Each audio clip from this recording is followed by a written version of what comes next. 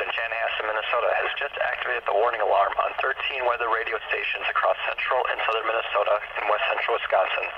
During dangerous weather situations, these specially built radios are automatically activated to warn for the hazard.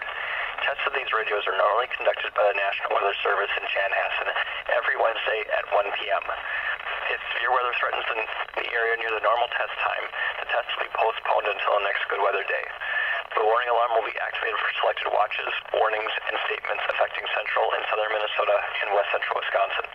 This concludes the test of the warning system. We now return to normal programming.